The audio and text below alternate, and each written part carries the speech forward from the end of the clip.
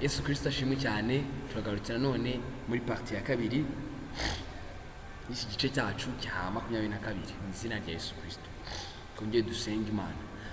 Turihanye Mana nziza aho twatakiranze amaso hawe, ce bugufi dushize hejuru, turagushimira ko turinze muri shisho yatambutse kandi no ukomeje kubana natwe cyo kugira ngo komezwe n'isi mitima yacu ibyo tugomba gukora cyose nibona imirimo yawe myiza dukora nayikora imirimo yawe myiza twese twimbaza izina rya Yesu Kristo mu wacu.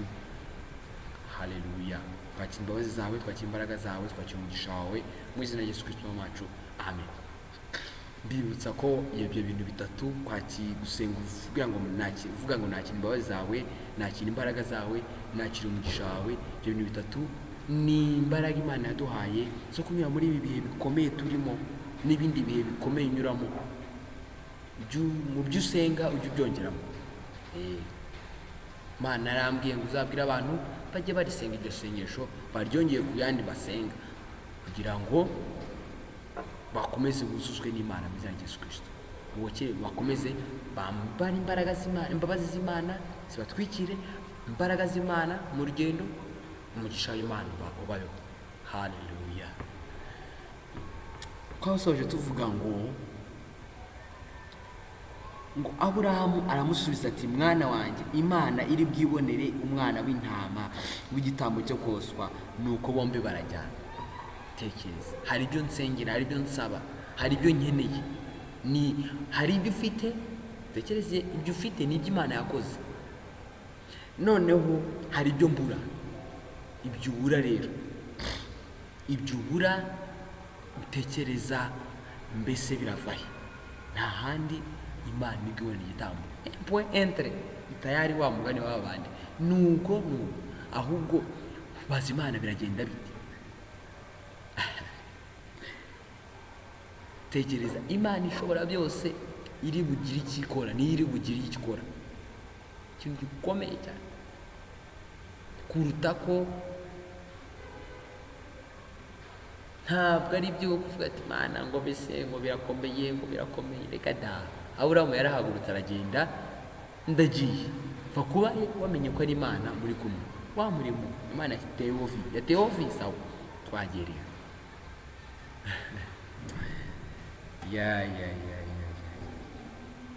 Gusenga, kubana n'Imana, kugendana n'Imana. Mbese gusenga ute?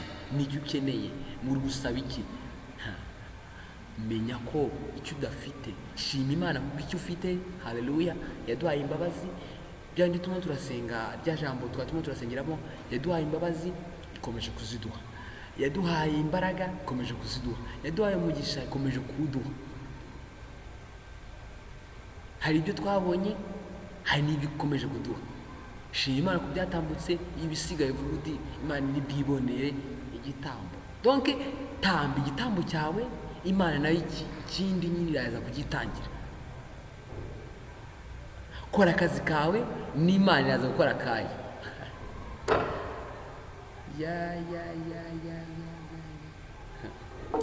Haleluya. Turi gusenga Imana. Umutwe wa kabiri, Aburahamu agiye gutamba Isaka, Imana iramubuza. Hejuru y'ibyo Aburahamu Imana yamuhaye gukora, akazi Imana yamuhaye gukora, muri bwo ko yamuhamagaye, Aburahamu yabigiyemo, ajyana n'umuhungu we Isaka n'abagaragu basigaye inyuma. Isaka bakomezanyije, Isaka mu kiganiro bagiranye, ariko Aburahamu arakomeje. Imana ngo iramubuza.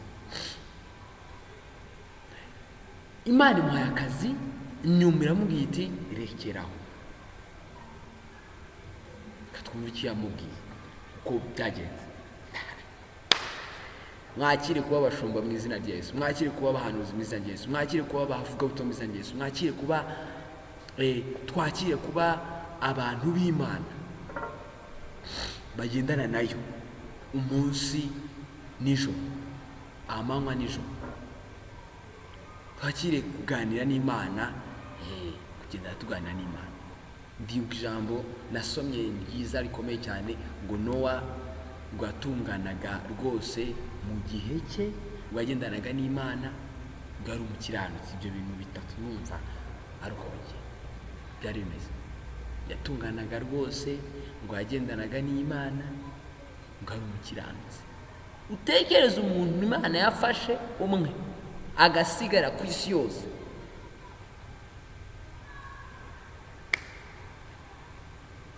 Dukenera imbabazi, dukenera imbaraga, dukenera umugisha. Mbese uzava he? Ku Mana yonyine. Ngo tujya turirimba, nta handi wabikura keretse ku Mana yonyine. Isi Imana tubanye dute? Mbese ukunze Imana? Tekinike nanone y'agakiza urabona ukunda Imana, ukundisha Uwiteka Imana yawe umutima wawe wose, ubugingo bwawe bwose, ubwenge bwawe bwose, imbaraga zawe zose. Ngo irindi rihwanye naryo ni ukunde mugenzi wawe nuko wikunda. Byandi twahoze tuvuga, iryo jambo ndarikunda niryo nkingi yanjye mu buzima bwa buri munsi. Iryo jambo niryo rya mbere. Haleluya. Tekinike ya mbere yo gukizwa ni ukumva nkunze Imana. Mbese dukunda Imana gute? Imana yakoze ibintu byinshi bituma tuyikunda. Kudukunda niwo mukoro wayo, niko kazi kayo. Kandi kudukunda birimo bya bintu byose, kuduhakeya. Tekereza urukundo rusobanura ibintu byinshi. Natwe rero akazi kacu ni ukuyikunda, gukora umurimo wayo, gukora akazi kayo, kuyikunda nyine, kuyihakeya. Ni gute wahebana ke? Niko kazi kacu. Gukunda Imana niyo gahunda. Yesu dukunze Imana dute? Aburahamu bagera ahantu Imana yamubwiye. Aburahamu yubakayo igicaniro, yararikaho zango, aboha Isaka umuhungu we, amurambika kuri icyo gicaniro hejuru y'iyo. Arimo arategura igitambo, arimo arakora akazi. Mbese uwo mutima wa Aburahamu wari umeze icyo gihe ategura inkwi. Uko mbibona nta bindi yari amaratekereza. Njyewe gahunda ni akazi, naje Imana yambaye akazi, tegura inkwi byose arabitegura, ashyiraho umwana, ashyiraho umuhungu. Ari tayari, nta biki. Ese dukora umurimo w'Imana dute? Umutima wacu unezerewe, utuje, cyangwa uburimo ibindi bintu? Awukora nta bindi byose arebyeho, ni umurimo w'Imana. Mbese akazi k'Imana tugafata dute? Iyo dukunda Imana, tekinike ni uko iyo dukunda Imana, akazi kayo tugafata neza. Imana ishimwe cyane.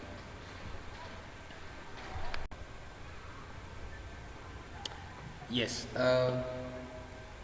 umurongo wa 10. Aburahamu arambura ukuboko, yenda wa mushyo ngo asogote umuhungu we. Turacyari muri cya gice cy'Itangiriro, ibice 22. Arambura umushyo. Urumva ari mu kazi k'Imana. Ni akahe kazi Imana yaduhaye? Ni akahe kazi Imana iri kuguha? Ko buri wese afite akazi ke. Noneho utwo tuzi, niko navuga, uwo murimo wa buri umwe irazigahurira hamwe ikubaka ikintu kimwe. Uribuka babandi bubatse ngo umunara w'Ibabeli, ngo bari barubaka ikintu kimwe. Buri umwe yaherezaga undi, bari bafite ikintu bahuriyeho cya mbere, ngo nuko bari bafite ururimi rumwe. Afite ururimi rumwe cyari cya mbere. Ururimi rumwe ni iki? Bisobanuye iki? Wenda mu murimo w'Imana twarugeranya n'iki? Nuko intera ari imwe yo gukorera Imana, niko navuga. Ikindi ngo bari bahuje proje mu gukorera Imana. Ni ye proje, ni akahe kazi dukoramo mu gukorera Imana? Dukora akahe kazi? Buri umwe agira icyo akora, ariko tukubaka ya proje nyine, wa murimo w'Imana. Ururimi rumwe twarugereranya n'iyo ntero y'Abakristo mu gukora umurimo w'Imana. Katubifate gutyo. Noneho ngo bahuza, iyo bamaze kugira intero imwe yo gukora umurimo w'Imana, umva nyine ni icyo kintu bahuriyeho hamwe. noneho ibindi biza ari umwazana itafari, undi akubaka, undi iki, ni ukuzana imbaraga zacu tukubaka umurimo w'Imana. Imana irababwira iti bano bantu ubwo bafashe gahunda imwe, ni ukuvuga ngo nta kizabananira niba bashaka kugira icyo bakora. Icyo kintu mu isi tuba dushaka, nta muntu ukunda gufeyiri, tuba dushaka victory, success. Hallelujah. Victory belongs to Jesus. Victory belongs to him.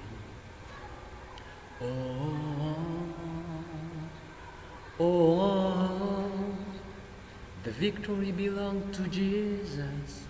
Victory belongs to him.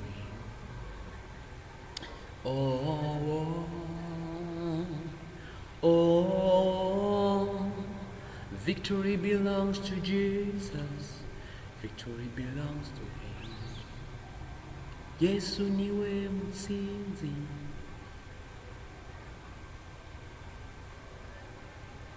Ubutsinzi buri muri we.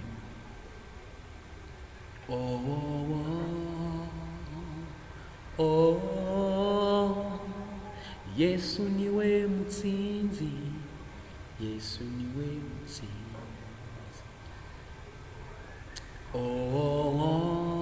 Let us sing together. Yesu niwe mutsinzi. Yesu niwe mutsinzi. Hey. Yesu niwe mutsinzi. Yesu niwe mutsinzi. Hey. Victory belongs to Jesus. Victory belongs to him. Hey. Victory belongs to Jesus. Victory belongs to him.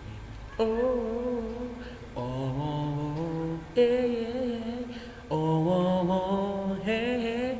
Victory belongs to Jesus. Hey. Victory belongs to him. Yeah. Yesu niwe mutsinzi.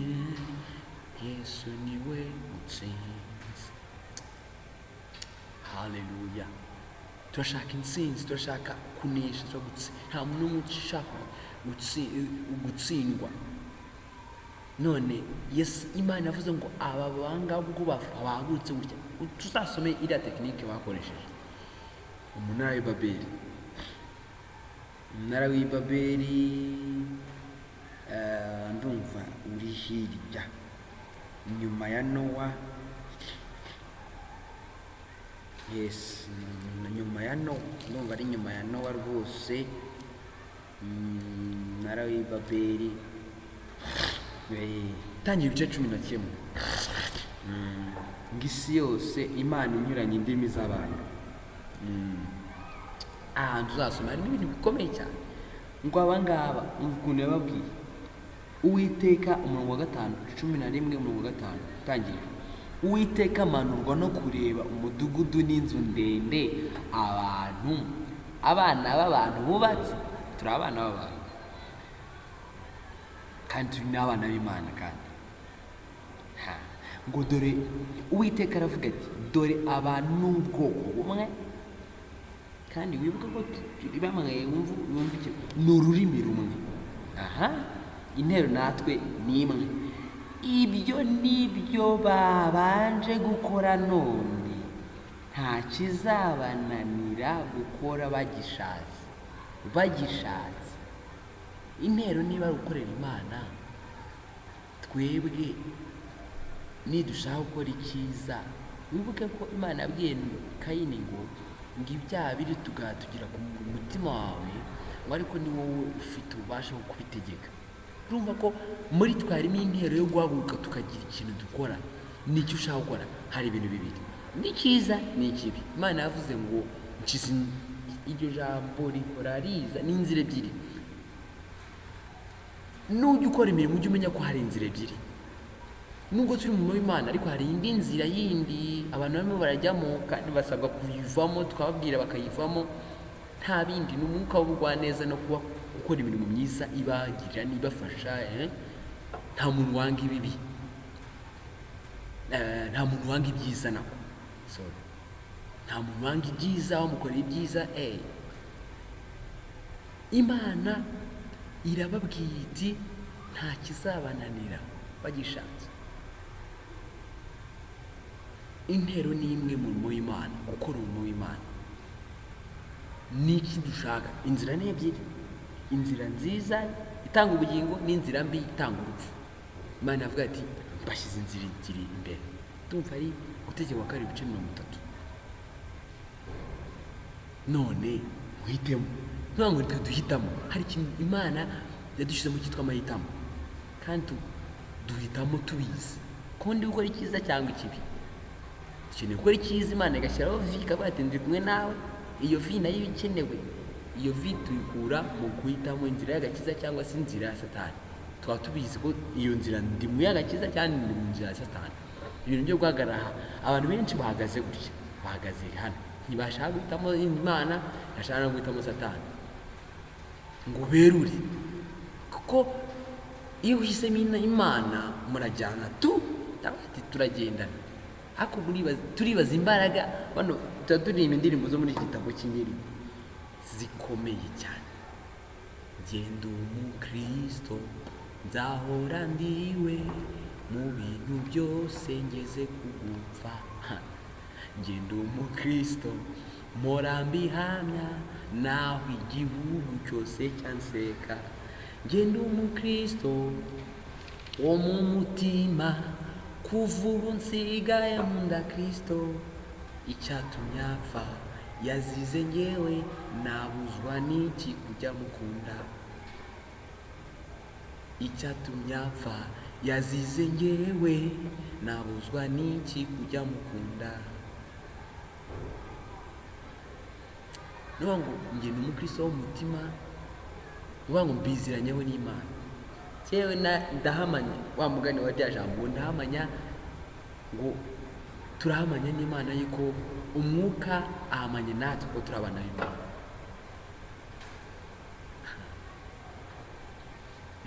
Ntushaka kwerera ngo tujye kwa Satani neza, ntushaka kwerera ngo tujye kwa Mana neza, tujya hagati.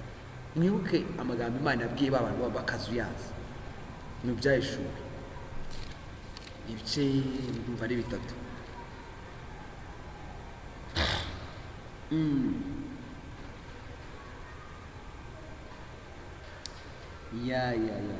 Banza ari ibice 3:14. Umurongo 15. Akwanza hari inzandiko zikomeye kabisa. Izi nzandiko zirakomeye. N'amatorero 7 yo muri Asiya, ariko representinga twebwe, arahagarariye twebwe muri iki gihe. Harahuta wibona. Niyo mpamvu mwahita acakira ngo dore nigira icyo nkingura, ukingura ntagire ukinga, ukinga ntagire ukingura.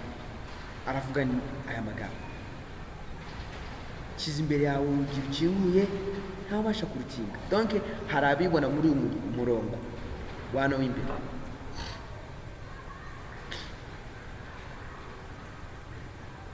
Kandi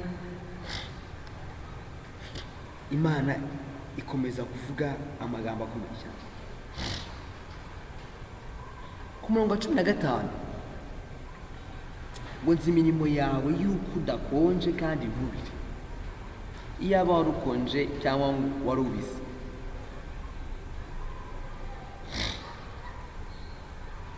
Imana ibivuga yibanje kwisobanura hejuru. Imana ibanza kwisobanura. Tekereze ya Mana nyine tuzi. Yavuze ngo njya mumugisha umuntu nkawugeza ku buvivi naye.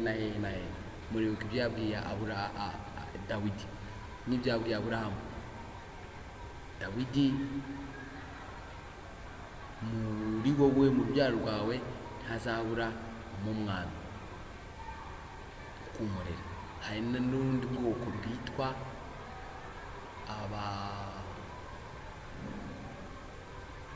ni ubwoko tumva ari ubwoko Yeremiya yatumweho. Imana iravuga ngo kubera ko bazirikanye isezerano rikomeye sekuruza yabahaye ryo hari amasezerano atandukanye yabahaye, harimo kutanywa vino, kutubaka, kutiyubakira inzu zo kubamo n'ibindi, kudahinga nabyo ubanza byari birimo, ngo ntihazaburamo mu rubyaro wo gukorera Imana.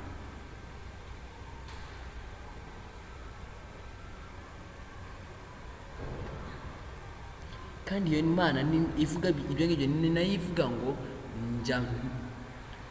njya ntanga byamana urubyaro rw'umuntu nkahera kuri uwo muntu kugeza ku buvivi n'ubuvivure. Hari urwaho umugisha, hari no guhana. Iyo niyo Mana ivuga ibyo bintu byose, ngo ntukonje kandi ntubizi, yaba wari ukonje cyangwa wari ubizi. Nuko rero kuko uri akazuyazi udakonje ntubire, ngiye kukuruka Imana yatutse n'ibindi. Ariko abantu benshi bari hano hantu katuhasome tuharangize, katuhere hejuru, kubera ko abantu benshi bari muri iki gice. Twumve icyo Imana bavugaho. Wandikire marayika w'itorero ry'i Lawodikiya uti, utekereze niwisangamo hano wumve ko ari twe batubwira. Uwiyita Amen, umugabo wo guhamya kandi ukiranuka w'ukuri, inkomoko y'iby'Imana yaremye, aravuga aya magambo ati, yabanje kwisobanura, nzi imirimo yawe, irayizi imirimo yawe, yuko udakonje kandi ntubire. Iyo yaba wari ukonje cyangwa wari ubizi, urumva ishaka uruhande duhereramo. Tekereze impamvu ko yaba wari ukonje kandi ntubire, cyangwa se wari ubizi. Guhitamo parti ujyamo birakomeye cyane. Wumva uyu muntu rero udahitamo. Nuko rero kuko uri akazuyazi udakonje ntubire, ngiye gukuruka. Imana iruka abantu gute? Reba Imana yohereza Nowa, yohereza Yona mu nda y'urufi. Kuko uvuga uti ndi umukire, ndatunze, kandi ndatunganiwe, ntacyo nkennye. Nk'aba bandi baririmba ngo fata. Sinzi wenda icyo bashaka gusobanura, ariko uyu nawe arafata. Ibije byose hakotekereza umuntu ujya ngo nyamugirya nini. No mu gitabo cy'umugenzi arimo, utazi yuko uri umutindi wo kubabarirwa. Umutindi wo kubabarirwa. Ibaza Imana ngo umuntu yita umutindi Imana, kandi uri umukene n'impumyi, ndetse wambaye ubusa. Ngibwira ko yambaye kandi yambaye ubusa, umva bya bindi. Hari aho Imana ivuga ngo wishe ubwambure, ngo gira wambare, ugumye wambare, urinde umwenda wawe, wishe ubwambure. Dore ndakugira inama, ungureho izahabu yatunganijwe mu ruganda, ungureho. Ni gute tugura ku Mana? Ubone uko uba umutunzi, niyo zahabu tugura. Haleluya. Kandi ungureho n'imyenda yera, kugira ngo wambare isoni z'ubwambure bwawe zitagaragara, kandi ungureho umuti wo gusiga ku maso yawe, kugira ngo uhumure. Abantu bitwa ko babona kandi bahumura. Imana niyo ihumura. Haleluya. Imana niyo itanga ubutunzi. Haleluya. Tuzasoma Ibyahishwe igice cya 5 hano imbere. Ndagikunda, ugica kirimo ibintu byacu bikomeye cyane dukura muri Kristo Yesu. ngo tumugureho imyenda yera twambare. Imana niyo yambika, nta yindi. Niho ruzingiye gukunda Imana. Abo nkunda bose ndabacyaha nkabahana ibihano, nuko rero gira umwete wihana. Donc niba Imana idukunda, natwe dusabwa kuyikunda. Kudukunda niko kazi kayo, natwe kuyikunda niko kazi kayo. Yaduhaye nta bindi. Dukomeze dutekereze gukunda Imana icyo ari cyo. Dore mpagaze ku rugi ndakomanga, umuntu niyumva ijwi ryanjye agakingura urugi, ndinjira iwe dusangire. Iri jambo naryo ndarikunda. Niba gusangira n'Imana,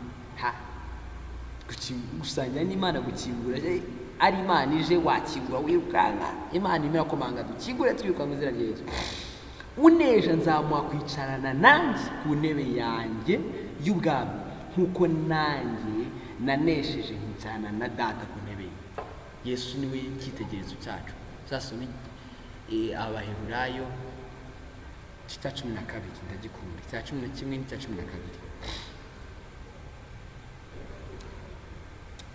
Ufite ugutwi niyumva iby'Umwuka abwira amatorero. Oh haleluya. Mana tugeneza cyane. Korera Imana, gusabana n'Imana, kugendana n'Imana. Aburahamu yahagurutse mu cya 22 umurongo wa 10. Harimo yaragiye gusogota umuhungu we 11. Marayika w'Uwiteka amamagara ari mu ijuru ati, Aburahamu, Aburahamu. Aritaba ati, karame. None ijwi riragarutse. Imana iramuhamagaye. Marayika w'Uwiteka aramuhamagaye. Yamuhamagaye mbere mu mission, none iragarutse ari muri mission. Garagara ko baragendana tayari. Iyo turi mu kazi k'Imana, Imana tuba turi kumwe. Zirikana ko Imana tuba turi kumwe. Tuzirikane ko Imana tuba turi kumwe iyo turi mu kazi kayo. Tutari mu kazi kayo ntabwo tuba turi kumwe. Ntayo, niko bimeze.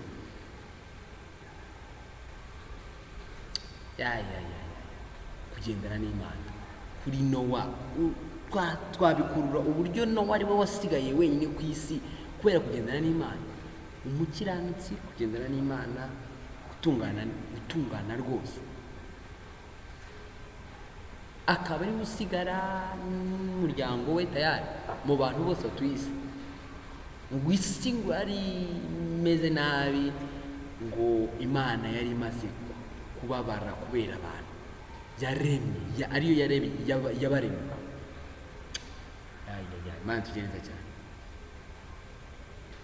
Imana yamusanze, Imana yamuhamagaye, marayika w'Uwiteka aramuhamagaye. Dukeneye kuganira n'Imana, dukeneye ko Imana iduhamagara. Aramubwira ati, ntukoze ukuboko kuri uwo muhungu, ntugire icyo umutwara, kuko ubu menye yuko wubaha Imana, kuko utanyimye umwana wawe w'ikinege. Ko kugendana n'Imana, kwivugana n'Imana bituma ukora ibintu bisiri, ubizi neza n'Imana muba mugendana, nije nyine iza kuba muri kumwe. Haleluya. Gendana n'Imana, menye yuko wubaha Imana, kuko utanyimye umwana wawe.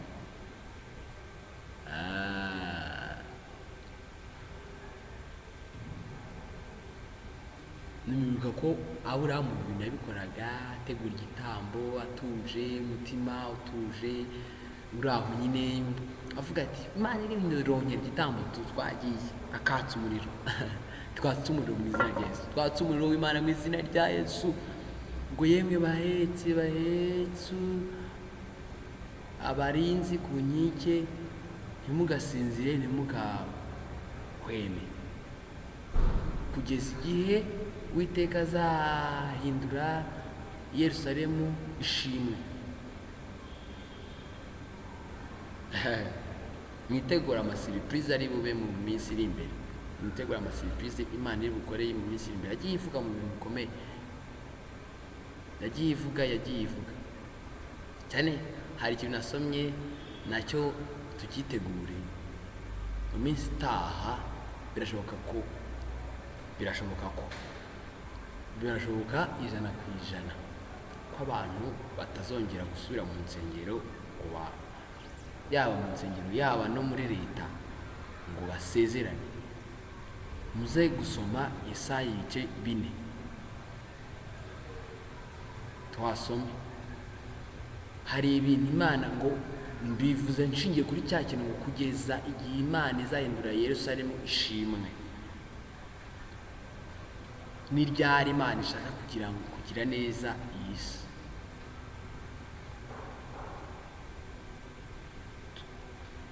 Mvuze gusezerana kubera ko biri muri icyo gice. Twumva icyo Imana yavugaho, dusangire muri comments hose mu izina rya Yesu. Imana akora amasurprise menshi, hari ibintu byinshi yavuze. Biriya byabaye kuri Yesu aza mu isi ngo harashize imyaka 100, bajya bavuga 700 gutyo, sinzi neza. Babihanuye n'ibintu byahanuye kera kuva mu bice by'Itangiriro na ba Mose barabihanuye mu kuva no muri ibyo bice bindi. Bibiliya nyine bihanura Yesu uzaza. None igihe tugezemo ni igihe gikomeye nyine gifite imbaraga. Imana imasohoza ibyo yavuze.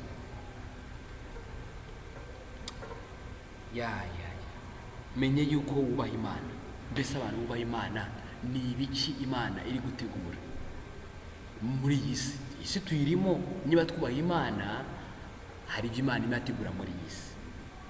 Ku bantu b'Imana turabihagaramo gute, turabibamo gute, kugira ngo izo surprise Imana imategura tumenye ko twitegura. Reka Imana itubwira ibintu ntabwo ibitubwira gusa tubimenye, oya ibitubwira kugira ngo twitegure, tumenye ko twitegura. Nibivuze ngo hazabe ibintu, ubishoboye ahunge, utabishoboye abo nzabarinda nkuko nagiye ndinda abandi mu bihe byatambutse. Hari ibihe bikomeye twumva, ibihe by'inzara, ibihe byo bikomeye cyane, intambara. Mana tugende neza cyane.